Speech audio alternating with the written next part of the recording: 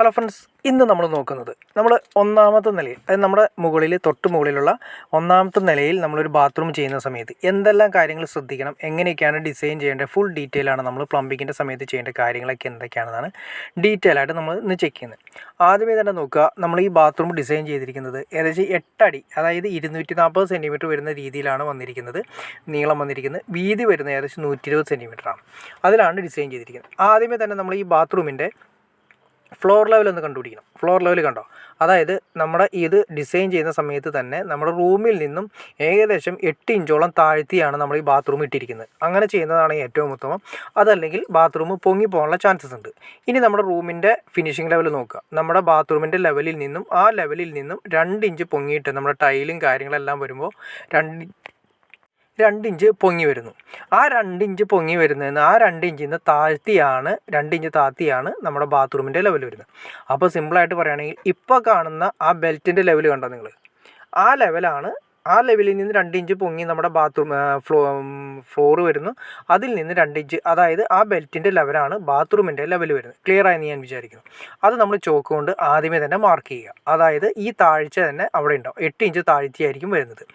ആ ലെവലിൽ നിന്നാണ് ഇനി നമ്മുടെ മെഷർമെൻറ്റ് കാര്യങ്ങളെല്ലാം സ്റ്റാർട്ട് ചെയ്യുന്നത്.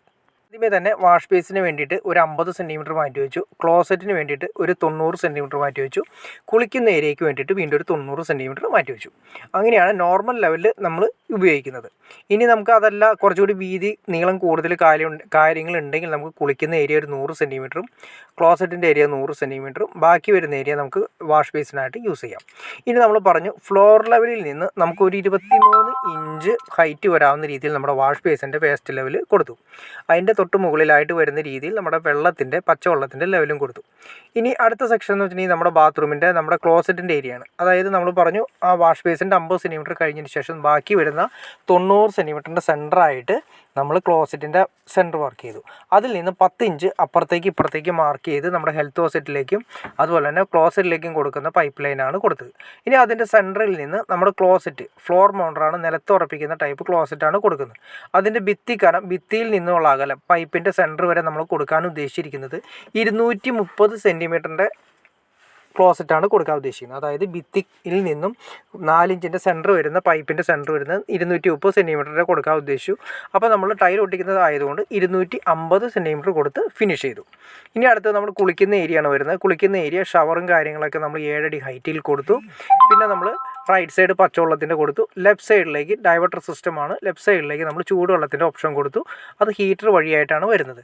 ഇനി അതിനെക്കുറിച്ച് എങ്ങനെ ഹീറ്റർ വഴി വരുന്നതിനെക്കുറിച്ച് ഡൗട്ട് ഉണ്ടെങ്കിൽ ഞാൻ ഡിസ്ക്രിപ്ഷനിൽ ഡീറ്റെയിൽസ് കൊടുക്കാം. അപ്പോൾ എങ്ങനെയാണ് സോളാറിൽ നിന്ന് ഹീറ്റർ വഴി നമുക്ക് കൊടുക്കാം, അപ്പോൾ ഹീറ്ററും ഉപയോഗിക്കാം സോളാറും ഉപയോഗിക്കാവുന്ന രീതിയിലുള്ള ഒരു ഐഡിയ ആണത്. അത് ഡിസ്ക്രിപ്ഷനിൽ ഞാൻ ഡീറ്റെയിൽസ് കൊടുത്തേക്കാം. ഈ ഡൈവേർട്ടറാണ് നമ്മൾ ഉപയോഗിച്ചിരിക്കുന്നത്. സെറയുടെ ഹൈ ഫ്ലോ ഡൈവേർട്ടറാണ് ഉപയോഗിച്ചിരിക്കുന്നത്. MRP ഞാൻ ജസ്റ്റ് നിങ്ങളെ കാണിച്ചു തരാം. ഇത്ര MRP വരില്ല, എന്തായാലും മാർക്കറ്റിൽ അതിലും കുറച്ച് നമുക്ക് മാർക്കറ്റിൽ നിന്ന് അവൈലബിൾ ആയിട്ട് വാങ്ങിക്കാൻ കിട്ടും. സ്പൗട്ടിൻ്റെ ഹൈറ്റ് നമ്മൾ നേരത്തെ വേണമെങ്കിൽ ഞാൻ ജസ്റ്റ് ഒന്ന് പറയാം, 30 ഇഞ്ച് വരുന്ന രീതിയിലാണ് സ്പൗട്ട് കൊടുത്തിരിക്കുന്നത്. പിന്നെ നമ്മൾ ശ്രദ്ധിക്കേണ്ട കാര്യം എന്ന് വെച്ചിട്ടുണ്ടെങ്കിൽ, നമ്മൾ കുളിക്കുന്ന ഏരിയയിലായിരിക്കണം നമ്മുടെ ഡൈവേർട്ടറിൻ്റെ, അതായത് കുളിക്കുന്ന ഏരിയയിലായിരിക്കണം നമ്മൾ ഫ്ലോർ ട്രാപ്പ് കൊടുക്കേണ്ടത്. ഫ്ലോർ ട്രാപ്പ് കൊണ്ട് ഇതാണ് ഫ്ലോർ ട്രാപ്പ് വരുന്നത്. ഈ ഫ്ലോർ ട്രാപ്പിൻ്റെ ഔട്ടാണ് 2 ഇഞ്ച് ഔട്ട് നമ്മൾ നേരെ പുറത്തേക്ക് ഇട്ടിരിക്കുന്നത്. പിന്നെ ഈ ഒരു പൈപ്പ് നിങ്ങൾ കണ്ടോ, അത് ജസ്റ്റ് ഒരു CPVC പൈപ്പാണ് ഇട്ടിരിക്കുന്നത്. അതല്ലെങ്കിൽ PVC വേണമെങ്കിൽ ഇടാം. അതുകൊണ്ട് അതിൽ ഗ്രൂ ചെയ്തിരിക്കുന്നത് കാണാൻ സാധിക്കും. കണ്ടോ, ഇങ്ങനെ ഗ്രൂ ചെയ്ത് നമ്മൾ ഈ പറയുന്ന രീതിയിൽ ഭിത്തിയിൽ നിന്ന് കുറച്ച് അകത്തേക്കായിട്ടും പുറത്തേക്ക് വരുമ്പോൾ ആ പൈപ്പ് വെറുതെ ഫ്രീ ആക്കി ഇട്ടേക്കണം. വേറെ ഒന്നിനും വേണ്ടിയിട്ടല്ല. നമ്മൾ ഇത്രയും താഴ്ത്തിയാണ് ബാത്റൂം ഇട്ടിരിക്കുന്നതെങ്കിലും ഫസ്റ്റ് ഫ്ലോറിൽ കണ്ടുവരുന്ന ഒരു ഫാൾട്ടാണ്. അതായത് ഫസ്റ്റ് ഫ്ലോറിൽ ബാത്റൂം കുറേ നാൾ കഴിയുന്ന സമയത്ത് ഫസ്റ്റ് ഫ്ലോറിൻ്റെ അടിവശത്ത് ആ ബാത്റൂമിൻ്റെ അടിയിൽ ലീക്ക് വരുന്നതായിട്ട് കാണാൻ സാധിക്കാറുണ്ട്. അങ്ങനെ ആ ലീക്ക് വരുന്ന താഴേക്ക് ടൈലിൻ്റെ ഗ്യാപ്പിലൂടെയൊക്കെ ഇറങ്ങുന്ന വെള്ളം ഒരിക്കലും പുറത്തു പോകാൻ പറ്റാതെ അതിൻ്റെ അകത്ത് കെട്ടിക്കിടന്ന് താഴെ ലീക്ക് ഫീൽ ചെയ്യും.